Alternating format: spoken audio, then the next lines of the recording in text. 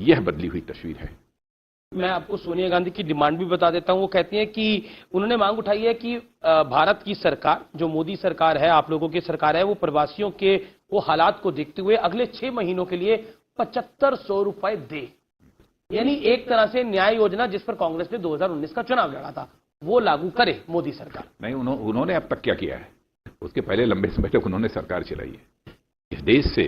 जिस राजनीतिक पार्टी ने 55-60 वर्षों तक लगातार सरकार चलाई हो और देश को गरीबी के अभिशाप से मुक्त नहीं कर पाई हो, उस राजनीतिक पार्टी को यह कहने का नैतिक हक है।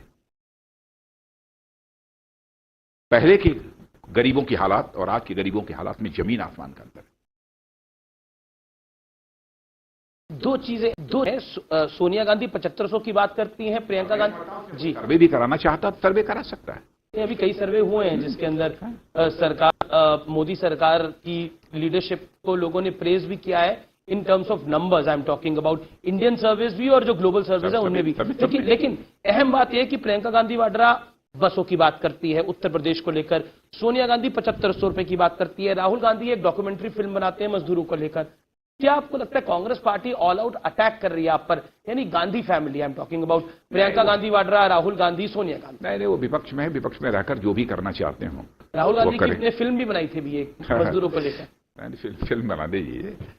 मैं समझता हूं कि इस समय सभी को, जैसे बहुत सारी स्वयंसेवी संस्थाएं, एनजीओस जी, बहुत सारे ऐसे संगठन हैं जो कि देश के गरीबों की उन्होंने इसके दौरान मदद की है, तो सबको आकर इसमें मदद करनी चाहिए। कई मीटिंग्स के आप भी पार्ट रहे, अधिकतर मीटिंग्स के आप भी पार्ट रहे। एक आरोप विपक्ष की सरकारें लगाती हैं, मैं आपके पुराने सहयोगी की बात करता हूं, उद्धव ठाकरे की।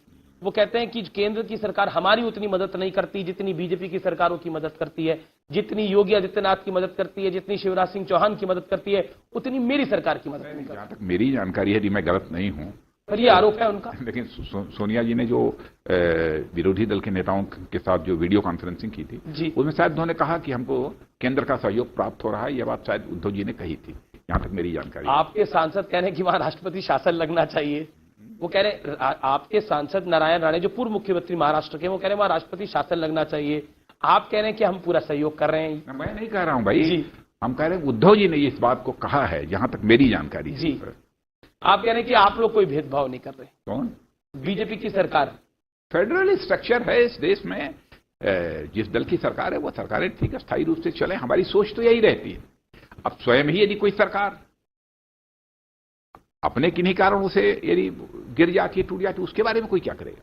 लेकिन हम किसी की सरकार को डिस्टेबलाइज करना, यह हमारा कभी उद्देश्य नहीं रहा, या कभी इस प्रकार की नापाक हरकत हम लोग करेंगे भी नहीं। पर आप कह रहे हैं कि उद्धव सरकार अभी क्या वाकई आने वाले दिनों में क्या उसका नंबर लग सकता है, डिस्टेबलाइज हो सकती है?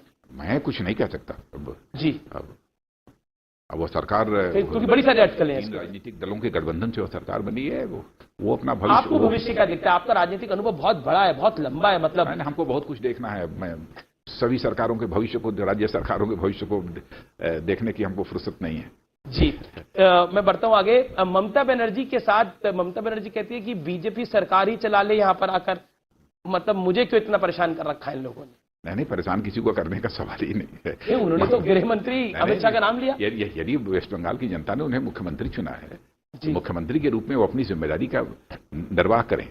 भारत सरकार का जहां तक प्रश्न है, भारत सरकार वेस्ट बंगाल के लिए जो भी मदद की आवश्यकता होगी वो मदद करेगी। आपने देखा कि वहां पर अम्फान जब ये तूफान आया था, उसमें हमारे प्रधानमंत्री जी तुरंत नेक्स्ट डे ही वेस्ट बंगाल गए और वहां की राज्य सरकार को उन्होंने 1000 करोड़ रुपए की आर्थिक सहायता की भी घोषणा की। पर ममता जी कहती हैं कि इतना कुछ केंद्र यहां पर बोलता है, इतना केंद्र इतना इंटरेस्ट लेता है, अमित शाह जी खुद आ जाए और सरकार चला लेगा, मेरे को छोड़े। अरे ऐसे सरकारें न बनती नहीं ये बोला ममता जी का ऑफिशियल बयान। बोला होगा, बोल दिया होगा उन्होंने, लेकिन ऐसे सरकारें नहीं बन जाती। कोई कहीं से चला जाए, बैठ जाए और सरकार चलाने लगे, ऐसा नहीं। आप लोगों ने तो गठबंधन भी रखा जब पुरानी मैं कहना चाहता हूँ सरकार चलाए, सरकार ठीक तरीके से चलाए। ममता जी गुस्से में आ जाती है थोड़ा जल्दी, लेकिन राजनीति में क्रोध जल्दी नहीं करना चाहिए।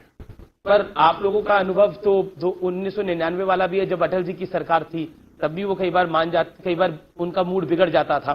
मैं बढ़ता हूं आगे और बात करता हूं कि देश में एक बड़ा नैरेटिव ये चलाया जा रहा है कि जब लॉकडाउन किया था तो कोई प्लान नहीं था, अब अनलॉक किया जा रहा है तब भी कोई प्लान नहीं है, केसेस बढ़ रहे हैं और अनलॉक किया जा रहा है। इस समय भी प्लान था और इस समय भी प्लान है। प्लान के तहत ही गाइडलाइंस जारी हो रही है और राज्य सरकारों के ऊपर यह जिम्मेदारी सौंपी गई है कि स्थानीय परिस्थितियों को देखते हुए, स्थानीय हालात को देखते हुए वो स्वयं ही फैसले करें। जी, अगला मेरा सवाल यह है कि वाकई क्या जब हम अनलॉक कर रहे हैं और हम लगातार देख रहे हैं कि सिचुएशन कैसी है, कुछ स्टेट्स बॉर्डर को बंद करके बैठे हैं, कुछ लोग बॉर्डर्स को खोलकर बैठे हैं, क्योंकि दिल्ली को लेकर, यूपी को लेकर, हरियाणा को लेकर, उधर महाराष्ट्र और छत्तीसगढ़ को लेकर एक टसल चल रही है। क्या कहना चाहते हैं, क्योंकि ऐसा लग रहा है कि हम भारत में नहीं रहते, हम एक स्टेट के नागरिक हैं। नहीं, मैं समझता हूं कि एक दो तीन दिन में हालात बदलेंगे जी। जब राज्य सरकारें आपस में बातचीत करके इस बात को तय कर लेंगे कि कहां का बॉर्डर खोलना, कहां का बॉर्डर नहीं खोलना, और राज्य सरकारें यह भी तय कर सकती हैं कि जो कंटेनमेंट जोन है वहां जो भी रिस्ट्रिक्शंस इंपोज करना चाहती हैं वो इंपोज कर सकती हैं। जी, क्योंकि पिछले एक साल की हम बात कर रहे हैं, तो पिछले एक साल के अंदर 370 रहा, जैसा हमने बात करी, हमने राम मंदिर की बात करी। राम मंदिर को लेकर जो डिसीजन आया, वो जब चीफ जस्टिस, तत्कालीन चीफ जस्टिस रंजन गोगोई थे, उसके बाद वो राज्यसभा सदस्य बन गए। अब कांग्रेस का ये खुला आरोप है और असदुद्दीन ओवैसी का भी ये खुला आरोप है कि देखिए वहां पर डिसीजन दिया और यहां राज्यसभा के सदस्य बन गए। ये क्लियर कट आरोप है। ऐसा ये आरोप पूरी तरह से बेबुनियाद है, निराधार है। ये दरअसल इनाम है। नहीं, मैं समझता हूं वो फैसला देने का। नहीं, कोर्ट के फैसले पर सवालिया निशान इस तरीके से लगाने का कोई औचित्य नहीं है। आप राम